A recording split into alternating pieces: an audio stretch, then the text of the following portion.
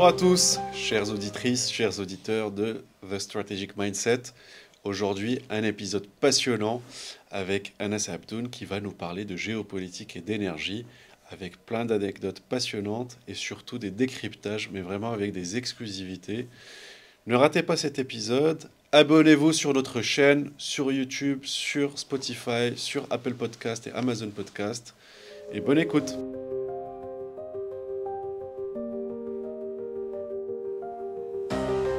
Anas, c'est vraiment un plaisir de te recevoir aujourd'hui dans le plateau de The Strategic Mindset. On va parler de plein de sujets passionnants, de toute façon, de manière générale, lorsqu'on discute ensemble, voilà, à l'occasion, par rapport à des événements professionnels ou lors de nos fameux déjeuners, débats. Les conversations sont toujours passionnantes. Et donc, c'est vraiment un plaisir de te recevoir aujourd'hui au sein de ce podcast et pour partager aussi avec nos auditrices et auditeurs ton retour d'expérience qui est passionnant sur la question de la géopolitique et de l'énergie, dont on va parler plus en détail. Donc aujourd'hui, je pense qu'on va aborder des sujets vraiment passionnants sur la transformation que connaît un peu notre échiquier, ou plutôt l'échiquier géopolitique mondial, mais surtout l'un des carburants justement de ces rapports de force et de la diplomatie et de la politique en fait de manière générale qui anime ces rapports de force, la question énergétique. Mais avant de rentrer dans le vif du sujet, donc on va parler un peu de plusieurs régions, on va parler du Moyen-Orient, on va parler surtout d'Afrique du Nord. J'aimerais que tu nous présentes un peu ton parcours. Aujourd'hui, tu es analyste en risque géopolitique. Tu as travaillé très longtemps, pendant plusieurs années, au sein de l'industrie pétrolière, où tu as pu acquérir justement une expertise en énergie. Est-ce que tu peux nous parler de ton parcours et en fait, comment devient-on, hein, pour nos jeunes étudiants peut-être qui nous écoutent dans ce podcast, comment devient-on analyste en risque géopolitique et donc, en quelque sorte aussi, analyste en géopolitique? Merci à toi, Ali, pour l'invitation. C'est toujours un plaisir d'être invité par un podcast de qualité comme le vôtre. Alors, pour répondre à ta question, effectivement, le parcours qui est le mien, en tout cas, moi, les études qui est les miennes, donc j'ai fait des études de droit, de sciences politiques, de relations internationales, et j'ai spécialisé mon axe d'études sur les études arabes et moyen-orientales. Mhm. Et ça, c'est un volet important parce que dans la géopolitique, il y a toujours une dimension de connaissance culturelle qui est importante. J'ai eu un certain nombre d'expériences professionnelles avant d'entrer dans l'industrie pétrolière à proprement parler. J'ai travaillé par exemple pour une entreprise qui faisait le lien entre entreprise Internap, donc le cloud et l'hébergement numérique. Donc je faisais le lien avec les gouvernements lorsqu'ils avaient des requêtes juridiques en termes d'accès à des contenus. Et donc on devait s'assurer de la conformité de ces demandes-là. J'ai travaillé aussi auprès d'une organisation proche du gouvernement turc sur effectivement l'ensemble de la projection et de l'influence de la diplomatie turque. Et mon rôle, c'était un petit peu de penser la projection et l'influence de la diplomatie turque au Moyen-Orient et quels sont les relais qui peuvent être intéressants. Et ensuite, j'ai atterri donc, dans l'industrie pétrolière où j'étais en charge donc, de l'analyse du risque géopolitique et prospective économique. C'est exactement le titre dans une boîte qui s'appelle Stratas Advisors, qui est basée à Houston. Et donc la particularité, c'est effectivement qu'elle recrute un certain nombre d'analystes spécialistes d'un certain nombre de régions. Nous étions 5 analystes, si ma mémoire est bonne. Donc il y en a qui s'occupaient vraiment de l'Asie-Pacifique, de l'Europe, la Russie et le Caucase. Et moi, j'étais en charge de l'Afrique et du Moyen-Orient. Et là, vous devez effectivement prendre en compte un certain nombre vous compilez de la donnée. Alors l'analyse de risque géopolitique, c'est pas de la géopolitique. Mhm. Je sais que géopolitique, c'est un peu... Oui, c'est un terme qui est en ce moment utilisé, un peu, si je peux me permettre l'expression, un peu à toutes les sauces. il est un peu Euh, galvaudé, un peu ouais. comme intelligence Oui, comme économique, je l'intelligence crois. économique aussi, je pense Et en qu'on... fait, oui, Voilà. la géopolitique, un petit peu, c'est de prime abord, c'est l'analyse effectivement du rapport entre la politique dans l'espace géographique. Ça, c'est un petit peu la base. Donc, elle peut être étudiée au niveau académique. Et donc, pour ça, il faut quand même un certain background en sciences politiques et en relations internationales. Mhm. Et l'analyse du reste géopolitique, c'est une couche un petit peu au-dessus. C'est-à-dire que c'est pas simplement penser la projection des puissances, les rapports de force dans une temporalité comme des universitaires peuvent le faire. Mais c'est en prenant en compte ces éléments-là qui sont dans les géopolitiques essayer d'anticiper les risques ou d'anticiper un petit peu les risques d'investissement. Et à ce moment-là, vous devez avoir une approche multidisciplinaire qui est très complexe, c'est-à-dire que le risque géopolitique prend en compte effectivement les éléments de stabilité politique, les éléments d'équilibre des forces régionaux, mais aussi le rapport à l'économie, le rapport aux questions sociales, aux questions sociétales, les minorités, le traitement d'un certain nombre de minorités. Vous devez un petit peu scanner la société pour savoir quel est le point faible de ce pays, de ce gouvernement, de cette stabilité politique, économique, Mhm. et par où le risque éventuel peut arriver. Et donc, vous devez en fait enchaîner un certain nombre de strass d'analyse et de compilation de données. Essayez de donner à ceux qui vous ont commandité une analyse ou un rapport de risque, la probabilité de risque, et toujours tenter de jauger ça. Mhm. Mhm. Et Mhm. donc, en fait, c'est complémentaire parce que vous avez une approche qui est très empirique au niveau académique et puis une approche, comme vous êtes sur le temps court, Oui. lorsqu'une entreprise vient vous voir et vous dit on a un investissement à faire sur des terminaux pétroliers dans une zone qui est très stable.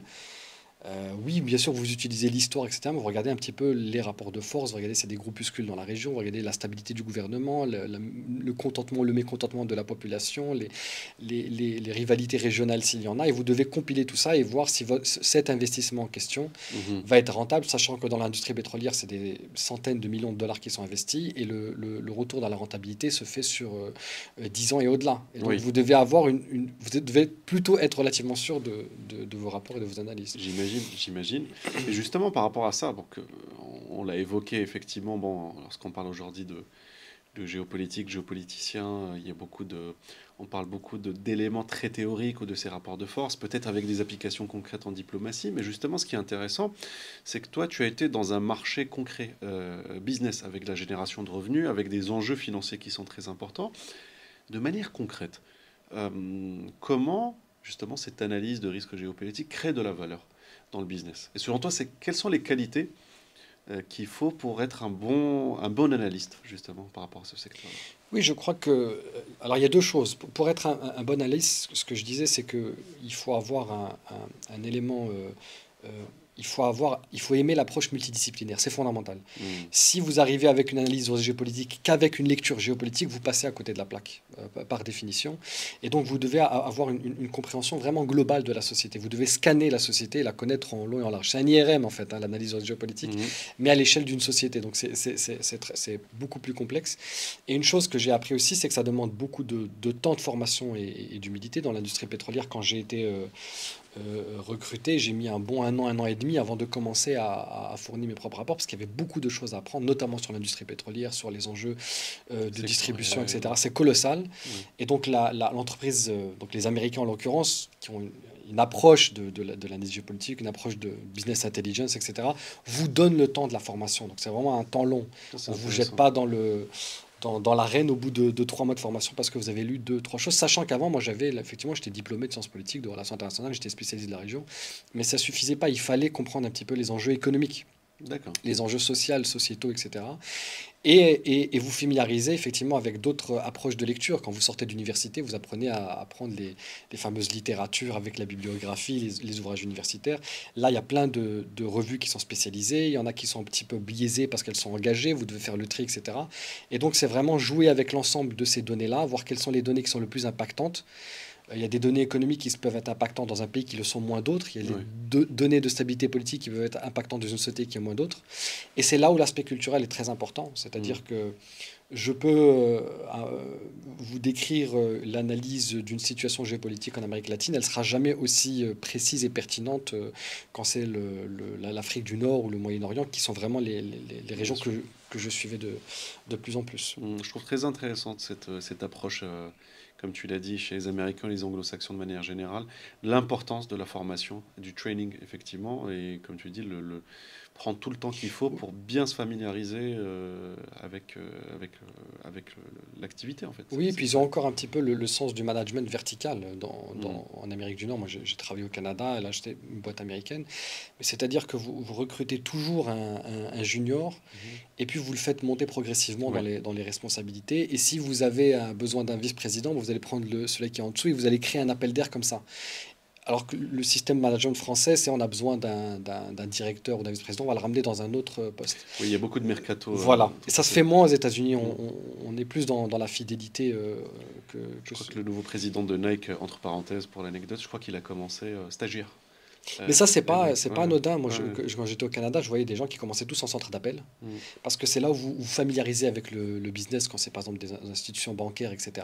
Et vous montez progressivement. Et vraiment, sky is the limit. Vraiment, Mm. pour le coup, si vous avez le b.a.-ba en termes d'enseignement universitaire, vous pouvez aller un peu Tout à plus loin. fait. Mais donc, pour revenir à la suite de ta question, c'est que l'impact business, effectivement, bon, c'est des sujets un petit peu complexes, c'est confidentiel, mais une anecdote, par exemple, il y avait, lorsque le Kurdistan irakien, à un moment donné, était plus ou moins indépendant et que le pouvoir central Très autonome. fédéral Ouais, ouais. ne contrôlait pas, donc ils avaient quasiment déclaré un processus d'indépendance. À ce moment-là, le pouvoir, donc Bagdad et l'Irak, étaient plutôt faibles et n'avaient pas forcément la puissance de l'État. C'était pas un État failli, mais un État en reconstruction. Et il faut savoir qu'il y a un certain nombre de champs pétroliers qui sont au nord. Ouais. Les champs irakiens, il y en a beaucoup qui sont au nord. Il y en a un peu au sud, à Basra, etc. Mais il y en a beaucoup qui sont au nord. Et donc, le Kurdistan irakien avait émis un appel d'offres pour les entreprises internationales pour venir Mm. prospecter, et donc, non pas prospecter, mais exploiter et avoir un accord avec le gouvernement irakien.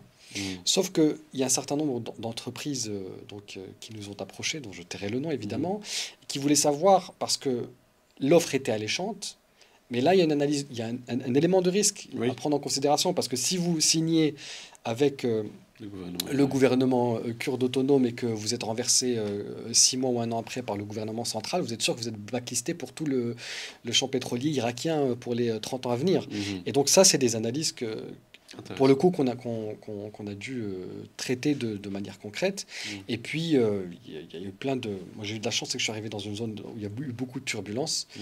En 2000, en 2020, par exemple, il y avait beaucoup les sabotages iraniens de tankers et de terminaux pétroliers au niveau du détroit d'Ormuz. Oui. Et la politique des assurances à ce moment-là, ceux qui assuraient effectivement donc les Ouais, pétroliers, je pense aux les assureurs, méthaniers, effectivement. Ouais. avaient décidé d'augmenter un petit peu Enfin, les tarifs ouais. d'assurance en fait pour l'ensemble des pays producteurs dans la région. Or, ce qu'un certain nombre d'acteurs régionaux ont voulu démontrer auprès des assurances, c'est qu'en fait les Iraniens ne targetaient pas n'importe qui. En fait, il y avait des pays avec lesquels il y avait une rivalité, d'autres sur lesquels ils étaient safe, et que c'était basé sur une diplomatie claire, et que le type de, de projection militaire au fait de commando qu'ils faisaient, c'était très précis, quoi. Et au final, un certain nombre de pays dans la région voulaient prouver qu'en fait, nous, ça va, on a de très bonnes relations avec l'Iran, malgré qu'on soit un pays arabe du Golfe, alors que d'autres n'en ont pas. Moi, je peux pas le dire, mais bon, tout le monde aura deviné Ouais, de d'accord. qui il s'agit. Et donc, on essaye de monter effectivement un dossier pour. Effectivement, là, il y a eu un impact sur l'abaissement des prix d'assurance. Donc, c'est des éléments effectivement qui peuvent euh, impacter clairement votre business et surtout la projection de vos intérêts financiers à long terme. Mhm. Parce que quand vous êtes une entreprise qui est ouverte à l'international, et l'industrie pétrolière c'est le cas, mais ça peut être les autres industries qui sont connexes évidemment, vous devez avoir une compréhension de votre environnement et vous devez savoir quelle tendance elle risque de prendre. C'est clair, c'est clair, c'est clair. Bah, justement, sur la question bon, pétrolière, mais énergétique de manière générale, aujourd'hui, l'énergie, c'est un peu le poumon, ou plutôt le carburant de ces rapports de force et plutôt de ces questions géopolitiques.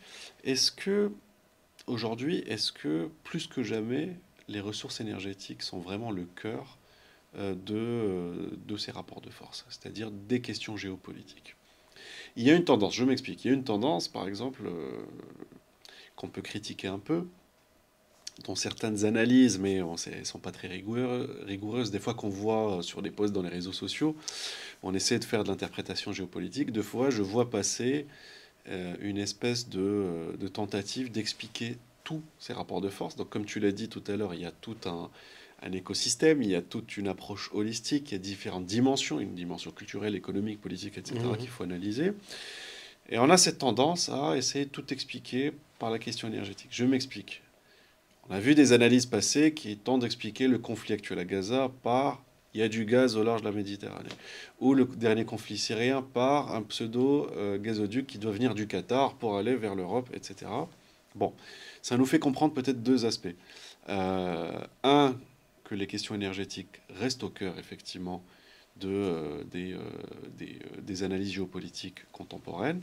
La question, c'est est-ce qu'elles sont vraiment le cœur indispensable de ces analyses-là, ou bien est-ce que, justement, par ces exemples qu'on a donnés, il n'y a pas eu tendance à surexagérer? Voilà, par rapport à ça. Oui, tu as tout à fait raison. C'est-à-dire qu'effectivement, je crois que ça reste une matrice importante parce Mhm. que... Et puis, c'est pas propre à notre monde contemporain, ça a toujours été le cas. C'est-à-dire, c'est la captation de ressources. La captation de ressources étant les instruments de la puissance et de l'influence, ça a toujours été le Tout à cas. fait. Et ça l'est encore le cas aujourd'hui. C'était l'acier, le charbon à un moment donné. Maintenant, c'est le pétrole, gaz. Et maintenant, on parle des fameux Minerais minerais stratégiques, ouais. stratégiques. Mais l'idée est toujours la même, c'est-à-dire que c'est de la captation de ressources qui permettent soit de changer l'équilibre de force quand on est un outsider, ou alors le maintenir quand on est la puissance hégémonique. Donc ça reste le cas. Un des éléments, les, je pense qu'il parle le plus de ces 10 et 15 dernières années, c'est qu'on a observé le retrait des États-Unis du Moyen-Orient. Il y a eu un retrait considérable, maintenant il y a un petit retour avec ce qui se passe à Gaza, mais je veux dire, on n'était pas dans la situation des États-Unis de 2003 avec une présence diplomatique très massive.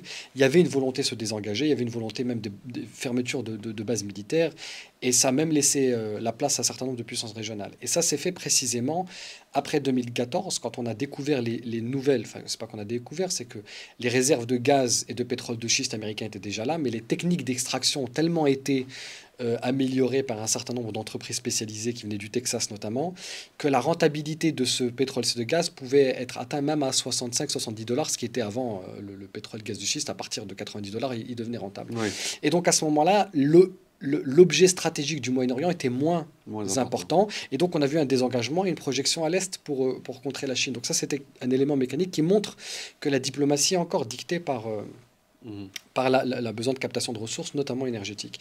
Cela dit, effectivement, parfois, il y a des raccourcis qui sont extrêmement simplistes. Et la première fois qu'on l'a vu, tu as raison, c'était sur le cas de la guerre en Syrie.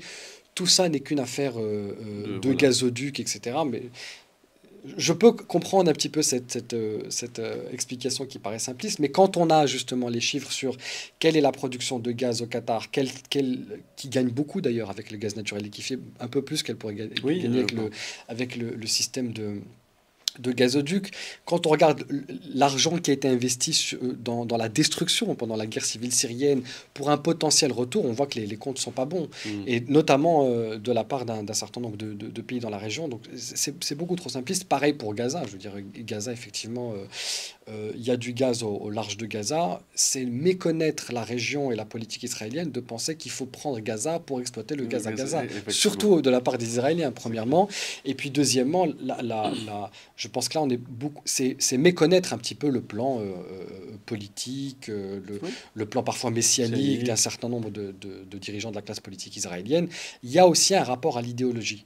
tout à Il y a fait. toujours un élément de pragmatisme économique et parfois de captation de ressources. Il y a de la stratégie, Mhm. mais parfois, et c'est vrai que c'est souvent quand on est extérieur, on pense que les dirigeants sont des êtres froids de stratégie. Oui, Parfois, c'est vraiment des éléments de principes et d'idéologie qui dictent un certain nombre tout à fait. de positionnements. Des fois jusqu'à l'aspect personnel même, Ah oui, oui, des bien sûr. dirigeants politiques, beaucoup même, Oui, oui, d'ailleurs bien plus sûr. qu'on ne pense, effectivement. C'est bon. Alors en parlant de stratégie justement et de la question énergétique, on fait un point par rapport à différentes zones, là ce qui se passe en Europe, notamment avec la guerre russo-ukrainienne, et sur l'aspect énergétique qui est quand même ici très important, qui n'est pas le seul comme on l'a dit, qui dicte un petit peu les échanges enfin, les diplomatiques et les rapports de force et puis qui ont mené à la guerre actuelle. Mais j'ai un exemple en tête. Je ne peux pas m'empêcher d'y penser, mais c'est l'Allemagne.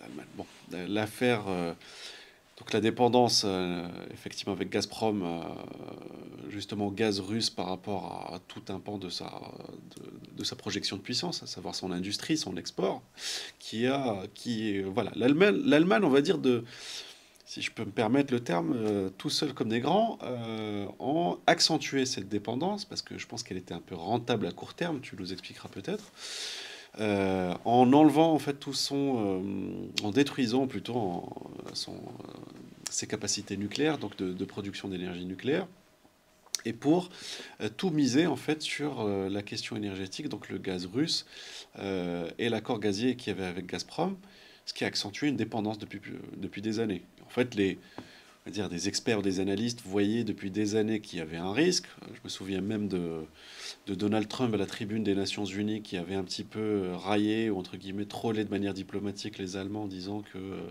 à trop s'appuyer sur les Russes que vous risquez de vous saborder. Finalement, le conflit a éclaté aujourd'hui et l'Allemagne s'est retrouvée dans une crise relative, mais une crise économique importante par rapport aux dernières années, notamment par rapport à son tissu industriel complètement dépendant du gaz russe. Est-ce que, de manière générale, la dépendance énergétique européenne, en termes de gestion de risque géopolitique, plusieurs personnes ont anticipé ces crises. Est-ce qu'il n'y a pas eu des signaux qui auraient pu permettre de mieux gérer cette crise ou d'avoir un résultat différent de ce qu'on a aujourd'hui, de manière générale? Cela ne fait aucun doute. Cela ne fait aucun doute. C'est en 2015, il y a une délégation de Qatar Petroleum qui arrive à Berlin et qui propose l'investissement sur des terminaux de gaz naturel liquéfié et de créer un contrat entre le Qatar et les Allemands, de source sûre. Et les Allemands disent, mais enfin, pourquoi voulez-vous qu'on prenne du gaz naturel qui doit être liquéfié, qui doit faire le tour de la planète, qui doit être regasifié, Investir dans les je vais l'avoir, infrastructures, etc. investir en infrastructure, je vais l'avoir 2 fois plus cher alors que j'ai du gaz russe qui est peut-être probablement le moins cher au monde. Et c'était là effectivement la base de la puissance industrielle allemande. Parce que quand vous produisez en Allemagne, c'est qualitatif, les salaires sont beaucoup plus élevés. Vous devez un petit peu... La compétitivité vient du coût de l'énergie par rapport aux autres pays de l'Union européenne. Et donc, sa stratégie économique entière était basée là-dessus. Sur le cas du nucléaire, c'était un peu particulier parce que là, c'était plus la pression des Verts au niveau du Bundestag et la volonté de faire changer la réglementation de la Commission européenne pour que les Français abandonnent le nucléaire pour qu'ensuite ils prennent effectivement l'ascendant, les Allemands prennent définitivement l'ascendant sur les Français. Parce que si les Allemands ne sont pas une grande puissance en termes d'énergie renouvelable, ils ont un petit peu dans la mer du Nord les éoliennes, mais bon, ça ne sera jamais une puissance.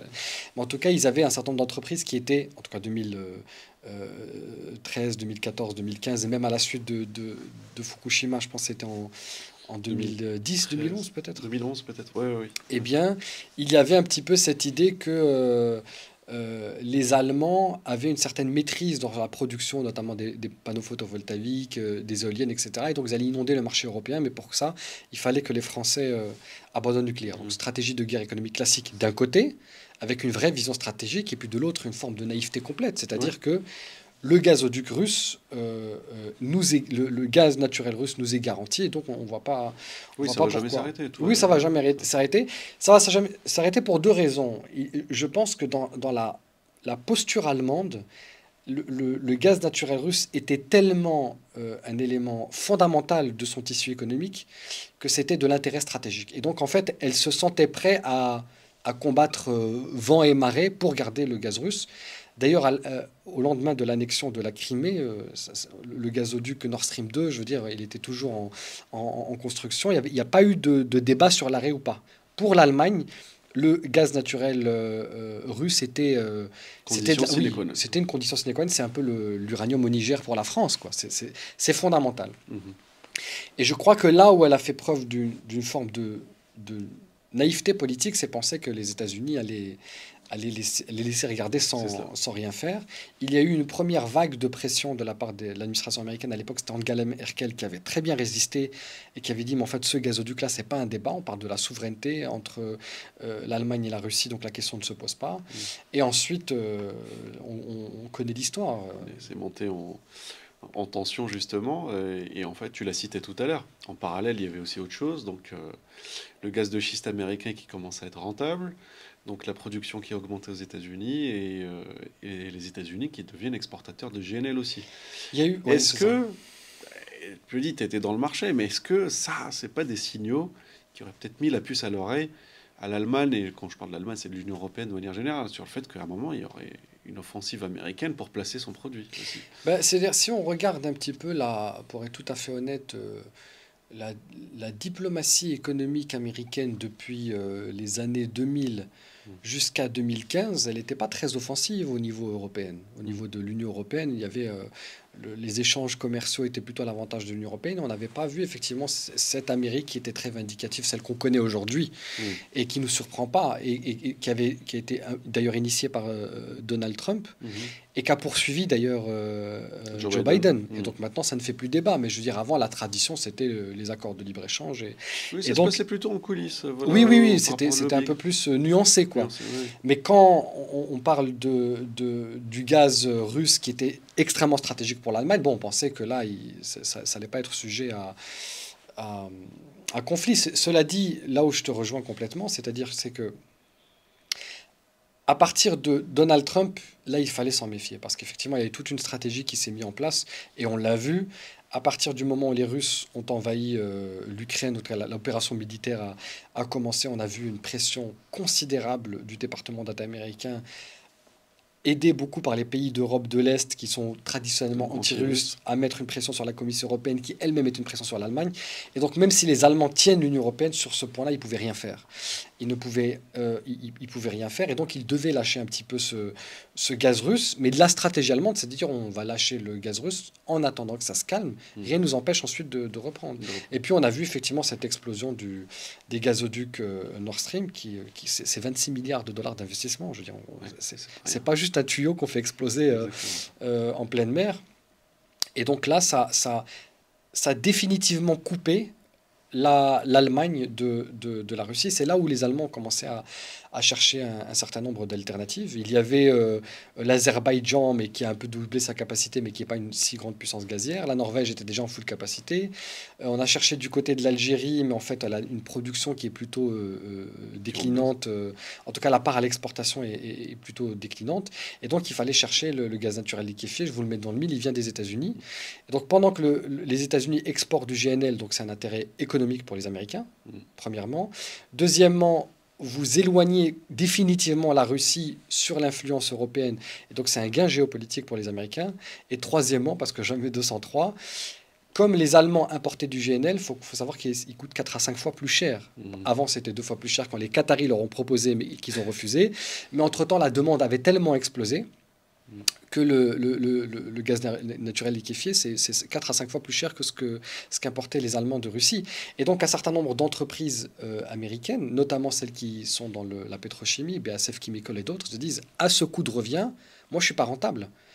Et là, au même moment, vous avez un projet de loi aux États-Unis, Inflation Reduction Act, qui n'a rien à voir avec l'inflation, qui est en fait un projet de dumping économique considérable pour attirer l'ensemble du tissu industriel européen, mais surtout allemand, aux États-Unis, et c'est exactement ce qui s'est passé. Donc ils ont pris la puissance industrielle allemande, ils ont trouvé un débouché pour le GNL américain, et en même temps, ils ont géopolitiquement éloigné les Russes. C'est un strike, parfait. Et ça a été fait, enfin, l'IRA, l'Inflation Reduction Act, on précise pour nos auditeurs que c'est sous Joe Biden que ça a été fait. Oui, oui, absolument. Tout à fait. Qu'il y a une continuité stratégique absolument. de l'État. L'explosion du gazoduc aussi, c'était sous Joe Biden. Oui, d'ailleurs, explosion...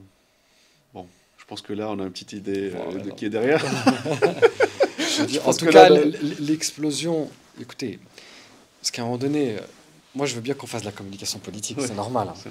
Qu'on dise que c'est les Ukrainiens, c'est de bonne guerre. Mais à un moment donné, je voyais des analystes qui disaient en fait, c'est aux Russes. C'est les Russes oui, qui ont fait ça, oui, faut pas pousser un petit peu. Et puis, c'était vraiment des journaux un petit peu. Bon.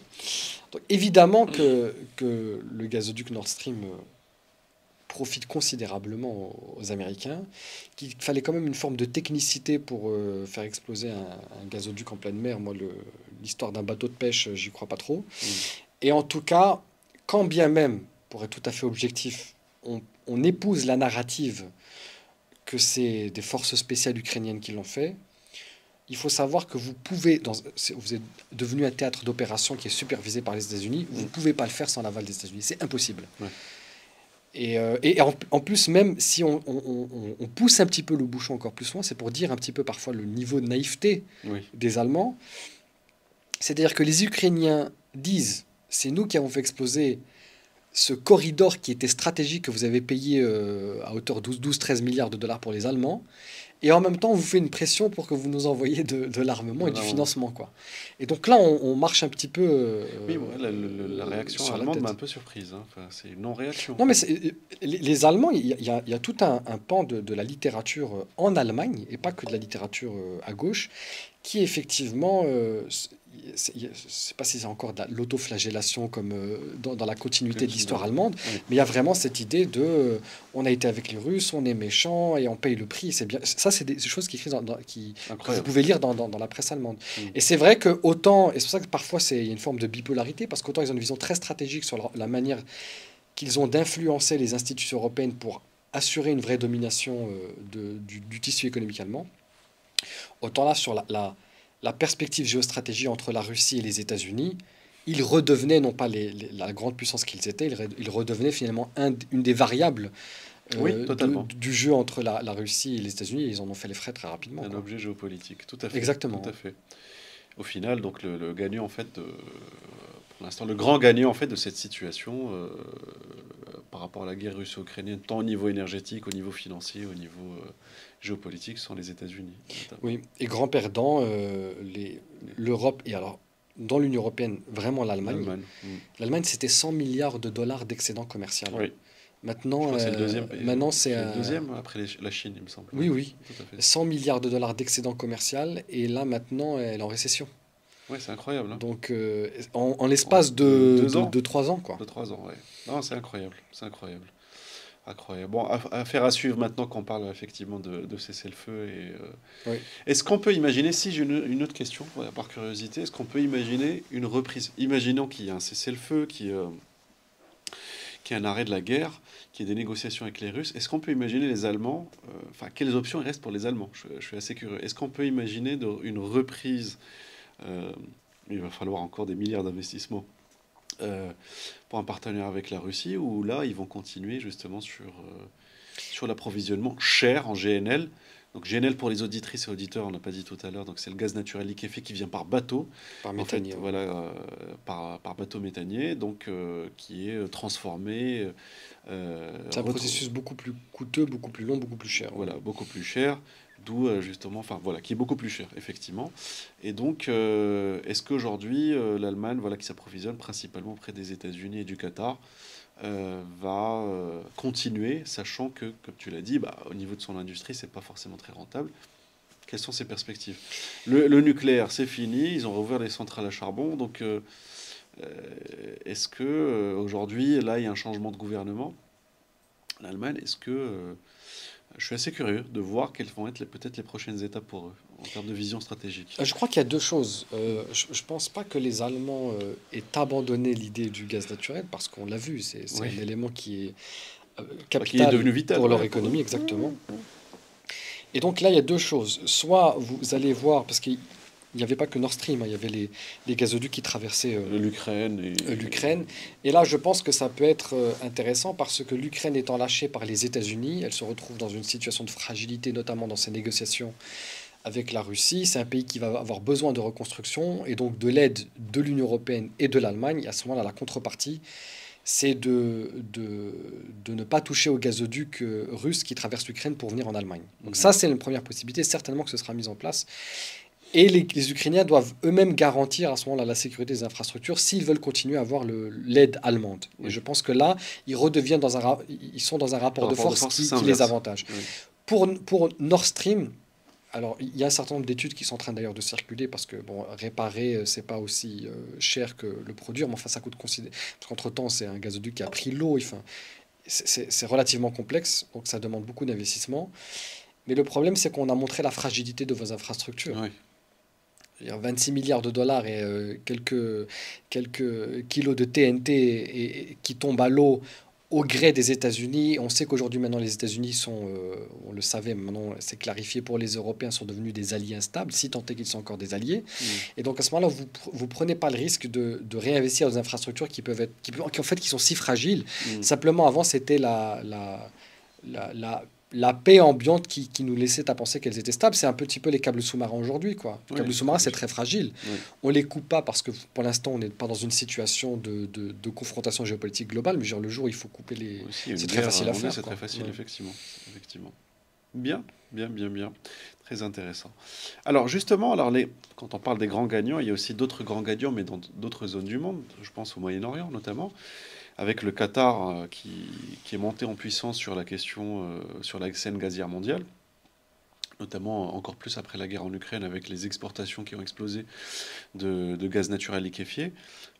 Quelles sont les ambitions réelles de pays comme le Qatar ou de l'Arabie Saoudite, des Émirats Arabes Unis dans la région par rapport à la question énergétique aujourd'hui? Alors pour le Qatar, c'est particulier parce que c'est pas un pays pétrolier, c'est un pays gazier Mhm. et qui partage un des plus grands champs gaziers donc L'Iran. avec l'Iran. Mhm. Et la stratégie du Qatar au départ, c'était pas vraiment une stratégie qui a été pensée, c'était plus les aléas de la géographie. Donc on revient à la géopolitique. L'idée pour le Qatar, c'était d'exporter son gaz comme tout le monde. C'est un gazoduc. Le premier marché d'importation, c'était l'Europe. Et donc l'idée, c'était de connecter le gazoduc qatari vers les infrastructures de gazoduc turc, qui est en train de devenir d'ailleurs un hub énergétique, la Turquie, Mhm. ce qui dérange aussi un petit peu les Européens. Ça n'a pas pu se faire pour un certain nombre de raisons. Déjà, ça passait par les Saoudiens, et on sait que les Saoudiens sont très contrôlants dans la région, et le Qatar a toujours revendiqué une forme d'indépendance, notamment dans sa diplomatie. Ensuite, il y a eu la Syrie qui avait refusé à l'époque, c'était sous Bachar el-Assad, parce qu'elle était alliée de la Russie et de l'Iran, et donc elle ne va pas accepter un gaz qui est concurrent de ces Mhm. pays-là. Et donc la stratégie, c'était de tout développer sur le gaz naturel liquéfié. On n'a pas le choix. C'est des infrastructures qui dépassent les 200 milliards de dollars d'investissement. C'est Wow. absolument considérable. Mais le Qatar avait la puissance financière de le faire. Et très rapidement, on s'est rendu compte que le gaz et le gaz naturel liquéfié étaient une des énergies les plus demandées parce qu'il y a plein de pays qui avaient besoin de gaz mais qui n'étaient pas forcément raccordés Mhm. avec d'autres producteurs de gaz, notamment en Asie du Sud-Est, en Chine, etc. Et donc, le Qatar est devenu, euh, pendant très longtemps, maintenant il est dans le top 2 des exportateurs de gaz naturel liquéfié, mais en fait il était premier pendant très longtemps et il risque de passer devant. C'est-à-dire qu'en fait il exporte un petit peu massivement du gaz naturel liquéfié en Amérique latine, en Europe, en Asie du Sud-Est. Donc c'est devenu un instrument considérable.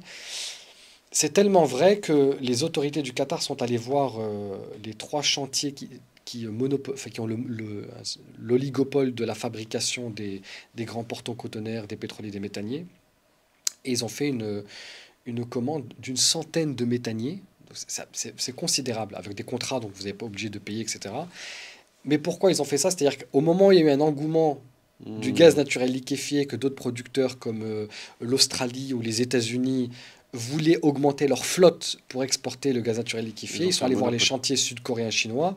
Ils ont dit, mais là, tout est bloqué pendant les 10 prochaines années parce qu'on produit que pour le Qatar. Et donc, comme ça, vous avez même un avantage en Intéressant. termes je dirais, vous avez saturé un petit peu Le marché. le marché. Et donc, c'est une stratégie qui est absolument brillante. Pour les Saoudiens, les Émiratis et l'ensemble des autres pays du Golfe, c'est vrai que après la guerre en Ukraine, il y a eu une reconfiguration Mhm. encore plus accrue du marché énergétique.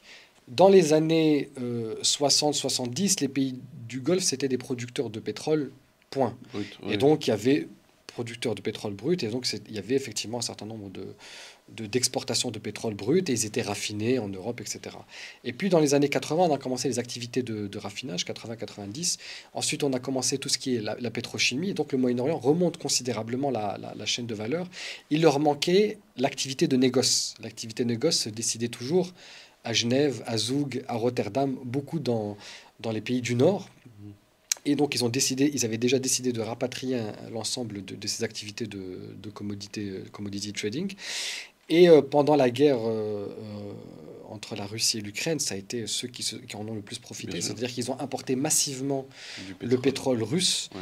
pour le réexporter, qui était sous sanctions européennes, Mhm. pour le réexporter auprès de l'Union européenne avec la marge de sanctions.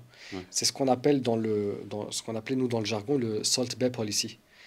Ah, Du fameux le influenceur, sel. parce qu'en fait, on prenait des cargaisons de pétrole considérables et très importantes de Russie.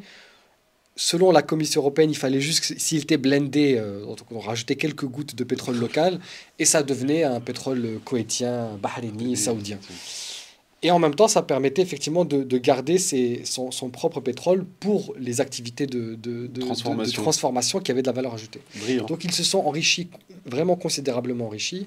Les départements de trading, etc., donc ceux qui achètent, qui revendent, que ce soit dans le marché clair ou dans le marché gris, c'est-à-dire la contrebande de pétrole iranien, de russe, de navire à navire, le Moyen-Orient s'est complètement gavé hein, sur cette guerre-là. Et c'est intéressant parce que c'est une forme de retournement de situation. On a des pays occidentaux qui se battent entre eux et les pays du Sud, finalement, qui prennent la comptabilité de cette C'est guerre, un peu intéressant, effectivement.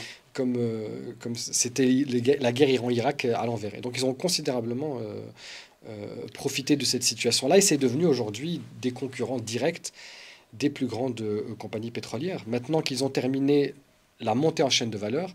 Et l'idée pour des entreprises comme Saudi Aramco, Qatar Petroleum, Kuwait Petroleum, Babco pour Bahreïn, c'est de dire maintenant on devient des majeurs internationales et nous aussi on va les prospecter, nous aussi on va avoir des raffineries un peu partout Mhm. et qui vont venir bousculer British Petroleum, Total, Chevron, etc. Mhm. Et ils ont la manne financière pour le faire. Ah, c'est incroyable, ouais, effectivement, effectivement. Donc ce retournement, effectivement, de... Oui, oui, il y a eu un retournement nord-sud pour le coup, Ouais, le sud sur ce devenant le marché, nord. ouais.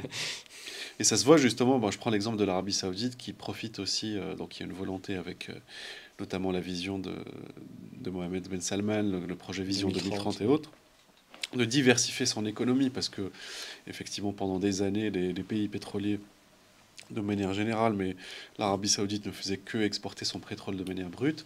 Là, non seulement donc il y a de la diversification, de la transformation, mais aussi une volonté de diversifier son économie.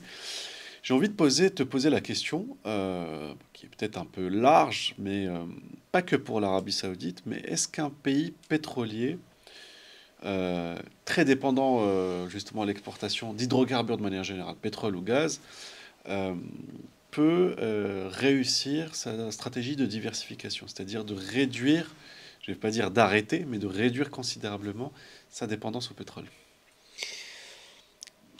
J'ai en tête des pays, je pense au Venezuela, l'Algérie, on en parlera tout à l'heure, etc., l'Iran, mais On voilà, a, oui. l'exemple de l'Arabie Saoudite, par exemple. Ouais. On n'a pas vu aujourd'hui des cas d'école Mhm. de pays qui sont fortement dépendants de l'énergie pétrolière gazière, donc les grands pays producteurs, Mhm. réussir à diversifier au point où les revenus en hydrocarbures deviennent minoritaires. Ça, on n'a pas encore vu. Ouais, c'est pour ça, On d'où a, la question, quand on effectivement. regarde par exemple un des pays, les pays qui ont le mieux réussi, c'était les pays enfin, qui sont en la voie de réussite, de diversification, mais ils ne sont pas encore à moins de 50%. Mhm. C'est les petites pétromonarchies. Parce qu'elles ont une particularité générationnelle. Et là Ouais. aussi, on revient sur le côté historique et culturel de la géopolitique.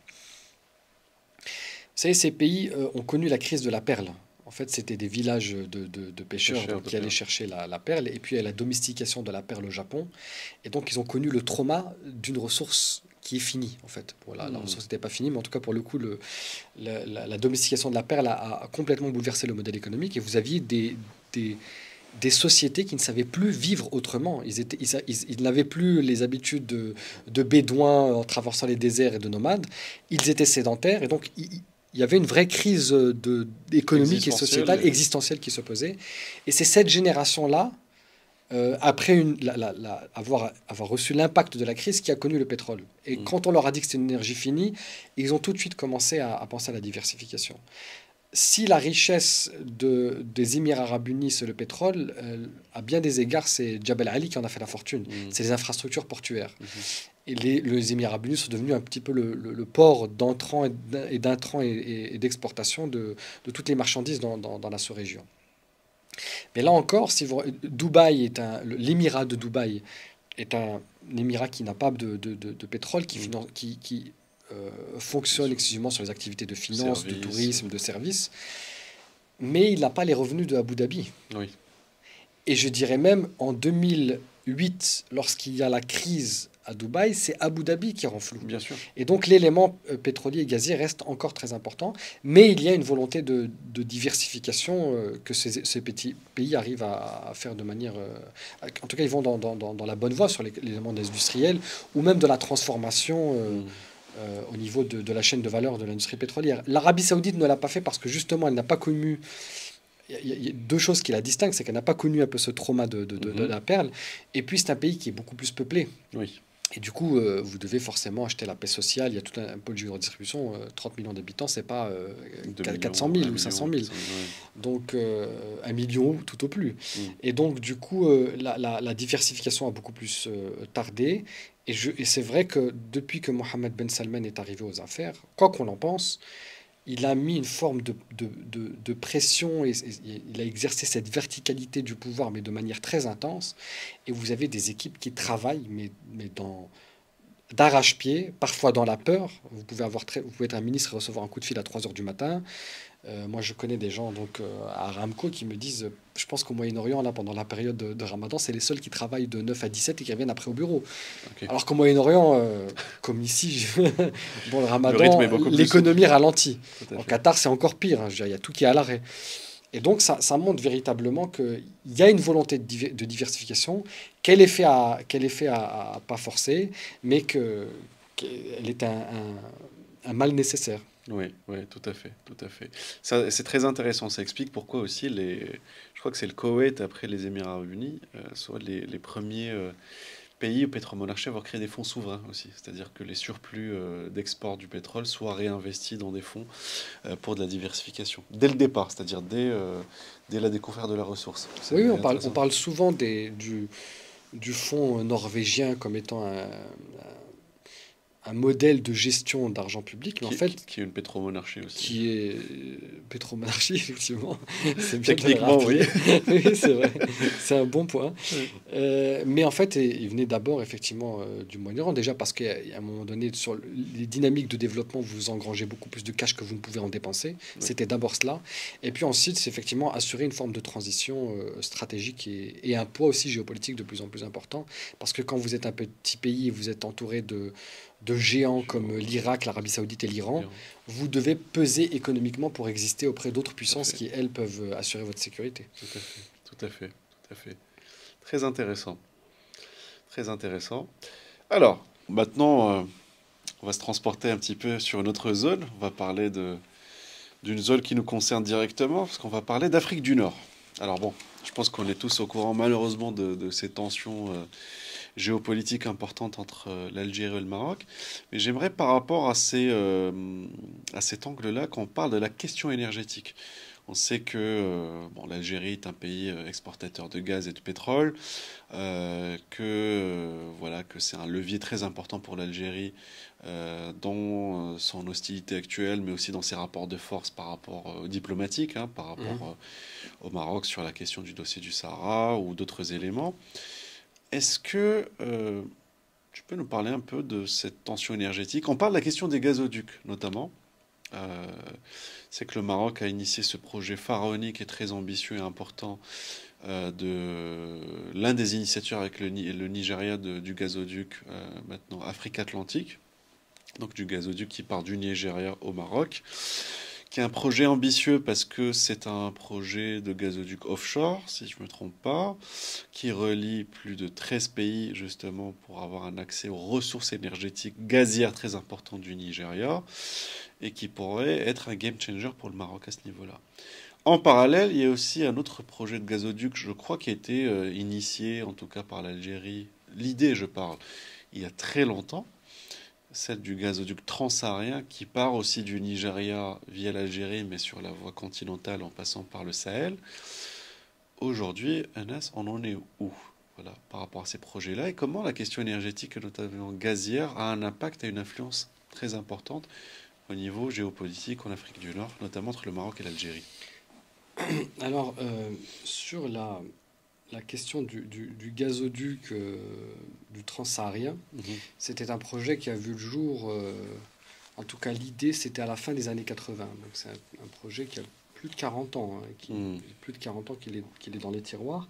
Et l'idée, effectivement, l'idée était bonne sur le papier. L'idée était bonne, pourquoi? Parce qu'il s'agissait de relier l'Algérie, qui est aujourd'hui le premier exportateur de gaz d'Afrique, Mhm. avec le Nigeria, qui a les premières réserves de gaz d'Afrique. Mhm. les réserves du Nigeria sont supérieures à celles de l'Algérie, mais il exporte plus de pétrole que de gaz, parce que le marché de prédilection du gaz est l'Europe, qu'il est très loin de l'Europe, qu'il n'a pas forcément les infrastructures pour Dont on entrer parlait dans tout le à l'heure, GNL, etc. méthaniel, Voilà. GNL et tout. Ouais. A fortiori avec les questions de sécurité, c'est très compliqué, donc il a toujours privilégié le pétrole plutôt que le gaz. Et donc il y avait ce projet à la fin des années 80 qui a tout de suite eu l'adhésion des autorités du Nigeria. L'idée étant de faire un gazoduc donc, qui relie le Nigeria à l'Algérie en passant par le Niger. Mhm. Il s'est passé un certain nombre de choses qui fait que ce dossier a été retardé. Déjà, on pense ce projet-là à la fin des années 80. Début des années 90, on est déjà au début de la décennie noire et des problématiques avec le FIS, le GIA, etc. Et donc Ouais. l'Algérie sombre dans la triste guerre civile que l'on connaît. Tout à fait. Et donc c'est une dizaine d'années où le projet ne peut pas être C'est réalisé. vrai. Mhm. On arrive ensuite au début des années 2000. L'Algérie commence avec la réconciliation initiée par le président Bouteflika Mhm. et les premières, après la guerre en Irak, les remontées du cours. L'Algérie commence effectivement à amasser un certain nombre De matelas, de réserves financières très importantes, mais il privilégie davantage les investissements et dans les infrastructures, ce projet n'est pas à l'ordre du jour. Et donc il est progressivement un petit peu abandonné, de Mhm. manière tacite tout du moins, par l'Algérie et le Nigeria, qui n'ont pas fait de rencontre en 10-15 ans sur ce dossier-là. Donc ce dossier-là est oublié. Et puis en 2016 arrive la tournée du roi du Maroc, donc en Afrique de l'Ouest, notamment au Nigeria, et arrive avec ce projet de gazoduc entre le Nigeria et le Maroc. Un projet qui sort de nulle part, dont personne ne comprend absolument rien. Et c'est vrai que moi, travaillais déjà dans l'industrie pétrolière à ce moment-là. Ce projet-là a été vécu comme un effet d'annonce. Ça n'avait absolument aucun sens. Mhm. Ça n'avait pas de sens parce que c'était un projet de gazoduc qui avait plus de 5000 km. Mhm. Le Maroc n'est pas un pays pétrolier et gazier, donc qu'est-ce qu'il vient faire dans cette industrie d'hydrocarbures? L'idée, c'était éventuellement de renvoyer ça vers l'Union européenne, mais l'Union européenne, au niveau du gaz, tout va très bien. Elle a ses importations de Norvège, d'Algérie, ses importations de Russie, et donc, a priori, pourquoi on aurait besoin de ce gaz-là? Et puis, l'autre point aussi, c'est que c'était un coût considérable. C'était un coût évalué à 26 milliards de dollars pour des pays d'Afrique. Je veux dire, bon, c'était un effet d'annonce d'une éventuelle réconciliation diplomatique ou rapprochement diplomatique Entre le Maroc et le entre Nigeria. Rabat et Abuja. Ouais. Point. Mhm. Sauf que, force est de constater, au fur et à mesure que les années passent, on voit un certain nombre de dossiers qui sont en train de progresser. Il y a les premières études de faisabilité qui sont faites par une société britannique. Il y a des analyses déjà en termes d'études d'impact économique, environnemental. Il y a un certain nombre de MOI qui sont signés. L'industrie, le monde de l'industrie pétrolière ne prend pas ça au sérieux. En tout cas, il semblerait que le Maroc et le Nigeria, eux, prennent ce dossier au sérieux. Mais on ne voit pas toujours l'intérêt économique. Et puis, il y a la juxtaposition de plusieurs éléments qui fait que d'un coup, ça devient stratégique. Il y a la fameuse guerre entre la Russie et l'Ukraine qui, effectivement, là, on voit l'Europe qui est en panique pour retrouver ses Des besoins de sources de gaz, gaz. Mhm. qui a dégagé une enveloppe pour financer des importations de gaz naturel à hauteur de 300 milliards de dollars. Donc, d'un coup, votre enveloppe de 26, elle est un petit peu ridicule. Et puis, un autre point, c'est que les pays d'Afrique de l'Ouest, d'un coup, avant, donc l'idée c'était d'exporter du gaz du Nigeria vers l'Europe via le Le Maroc. Maroc. Et puis d'un coup, on voit qu'on a des découvertes significatives offshore, au Sénégal, en Mauritanie, en Ghana, en Côte d'Ivoire. Et donc on comprend bien que la côte ouest africaine est similaire à la côte de Méditerranée Brésil. orientale. Ah oui, oui, pardon. C'est-à-dire qu'en fait, ces côtes-là regorgent de gaz naturel, parce que si vous remontez quasiment toute la côte à l'état actuel des choses jusqu'au Sahara marocain, vous avez quasiment des ressources d'hydrocarbures significatives, ce qui nous laisse à penser d'ailleurs qu'il pourrait y en avoir aussi sur les côtes marocaines. Très bien. L'Algérie, voyant effectivement ce projet, en tout cas prendre un petit peu de l'ampleur, réactive, ressort un petit peu le dossier de ce projet de transsaharien, va voir le Nigeria qui, elle, joue intelligemment la rivalité entre le Maroc et l'Algérie pour pouvoir exporter son gaz comme beaucoup de pays avaient joué à l'époque de la rivalité américano-soviétique pour attirer des investissements. On se souvient du fameux barrage d'Aswan en Égypte, par Oui. exemple. Et donc, le Nigeria dit, OK, le premier qui me rapporte cette infrastructure, moi, je le suis. Et d'ailleurs, l'un n'empêche pas l'autre. Les réserves sont considérables, que vous pouvez parfaitement faire deux gazoducs.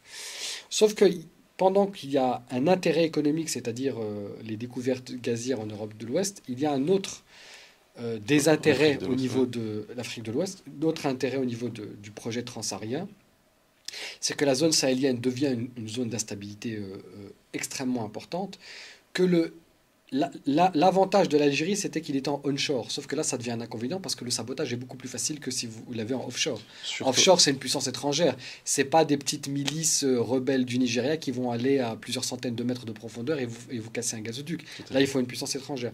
Et donc, du coup, ce qui était vu comme un élément rédhibitoire du fait du coup, c'était l'élément offshore, là devient un élément de sécurité et de gage d'acheminement, en fait.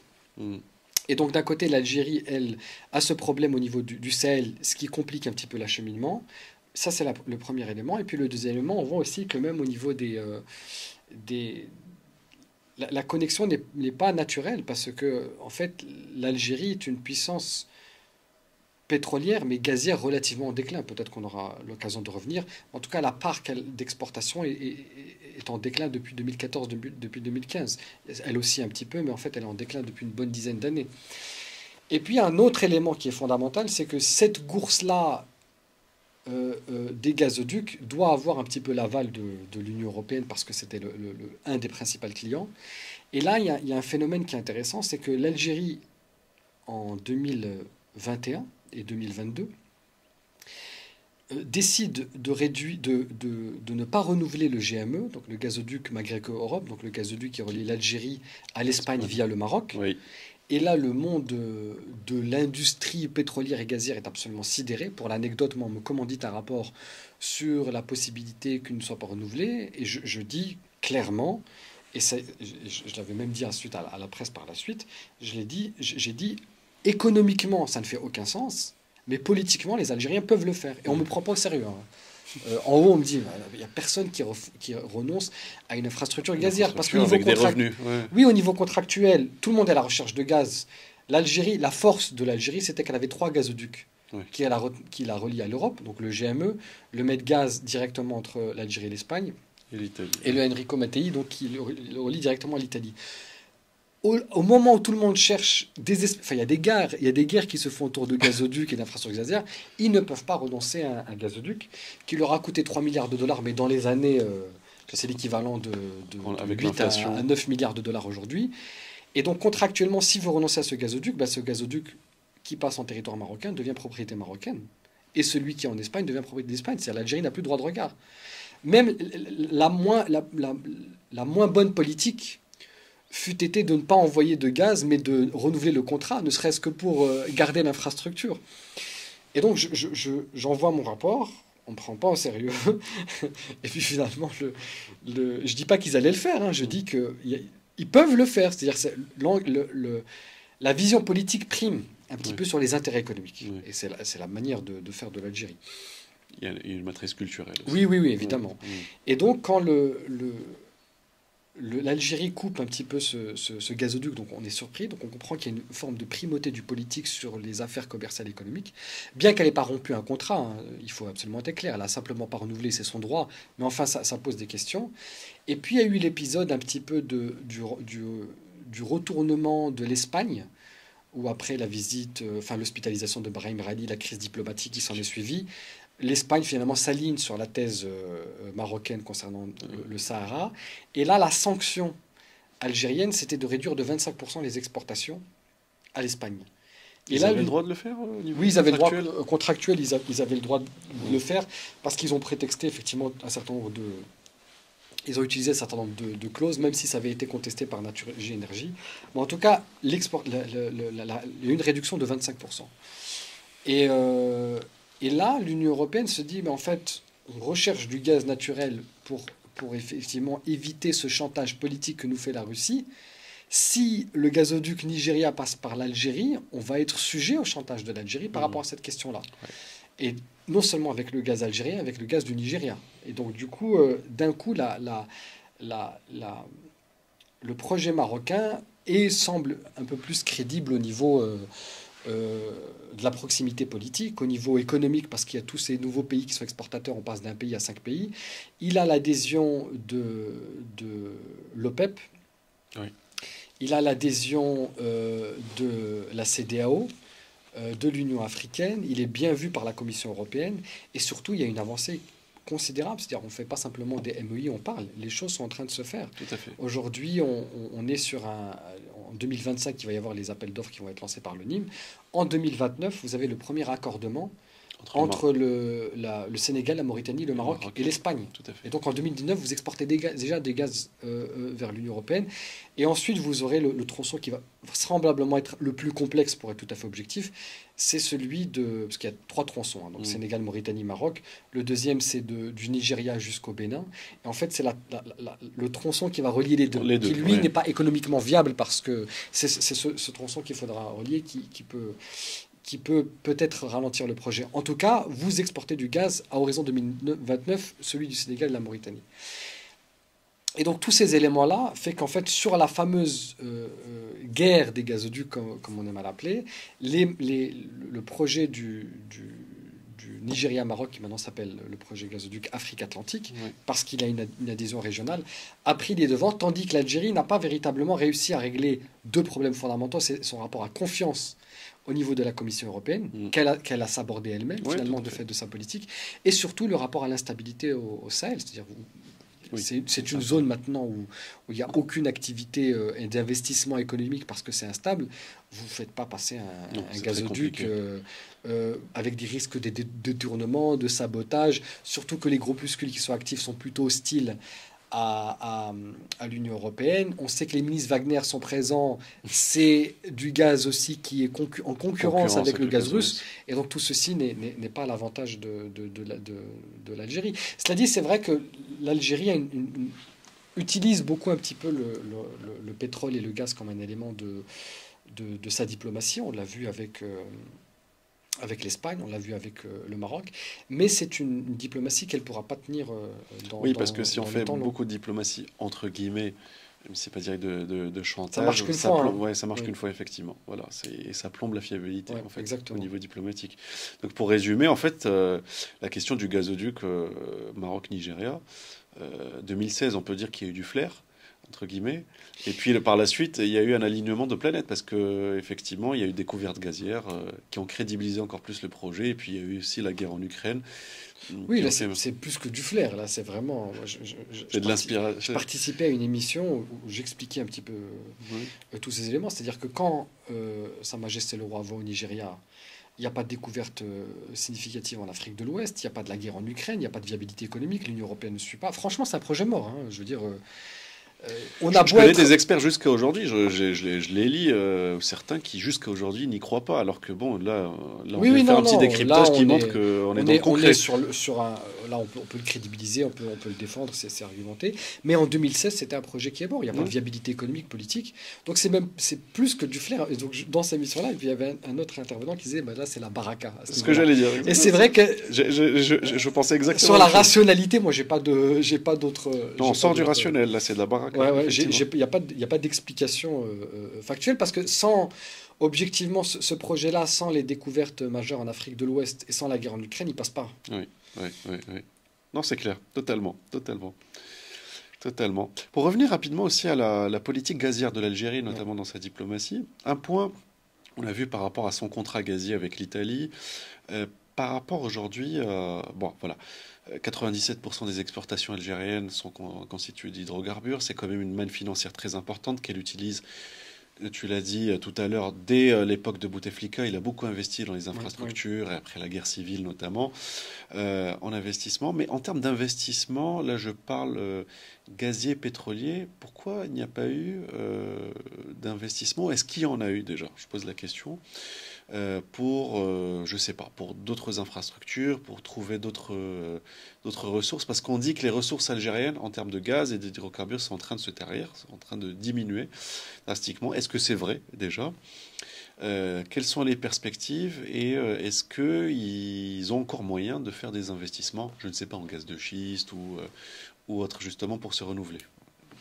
Alors, c'est une question vraiment intéressante. Moi, l'Algérie, c'est un pays que je connais bien, j'y suis allé, j'ai dû monitorer, j'ai rencontré un certain nombre d'acteurs dans le volet énergétique, des ministres, etc. Donc, je connais bien, c'est un pays que je connais bien. Il y a il y a plusieurs choses. La première chose, c'est que lorsque Abdelaziz Bouteflika arrive donc au pouvoir et que ça coïncide avec la remontée des cours, entre 2003 et 2015, c'est un pays qui a réussi à avoir un espèce de fonds souverain aussi, ça s'appelait le Fonds de régulation des recettes ou quelque chose comme ça, qui est allé à un poids jusqu'à 200 milliards de dollars. C'est considérable, hein. Ouais, C'est vraiment... c'est à peu près le c'est- poids du QSI, hein, au oui, Qatar, hein, oui, c'est vraiment... c'est très important. Et dans ces 200 milliards de dollars-là, la priorité de politique publique de l'Algérie, c'était de rembourser ses prêts au FMI beaucoup plus rapidement. Mm. Ils ont une forme d'allergie au prêt. Il y a eu un peu une forme de trauma sur la période. Les fameux ajustements structurels, ils ont eu aussi, sauf que c'était pendant le décennier, donc ils l'ont un peu plus mal vécu. Mhm. Et on connaît la rancœur algérienne. Vous l'avez fait une fois, pas deux. Et donc l'idée, c'était pour la perception de politique publique algérienne, c'est se débarrasser des bailleurs de fonds internationaux, des organismes internationaux pour être souverain. Ensuite, sur ces 200 milliards de dollars-là, il y a eu effectivement des investissements d'infrastructures, etc. Il n'y a pas eu d'investissement au niveau pétrolier parce que comme je disais, de 2003 à 2014, c'est une décennie, hein, donc, dans laquelle ils ont eu beaucoup d'argent. Ce qui s'est passé, c'est que très rapidement, on découvre le fameux, on commence à produire le gaz et le pétrole de schiste américain.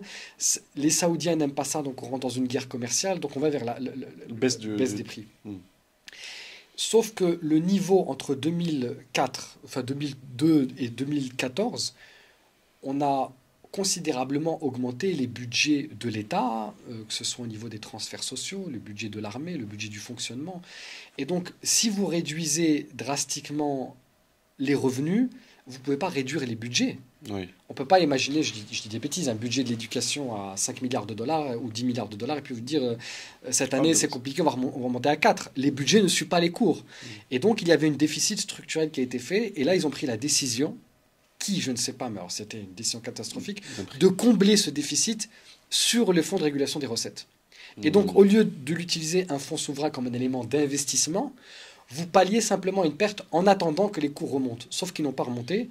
Et ces 200 milliards de dollars se sont évaporés comme ça. C'est-à-dire pour compléter le trou budgétaire et celui des cours qui étaient bas. Si je fais un comparatif, juste entre parenthèses, dans le domaine de l'entreprise ou individuel, c'est comme si quelqu'un avait une période de bonnes recettes au niveau de son commerce, a accumulé une épargne importante, ne l'a pas investi en achetant, je ne sais pas, de l'immobilier, quelque chose qui va lui créer plus de revenus, et en période de disette, c'est-à-dire à un moment c'était...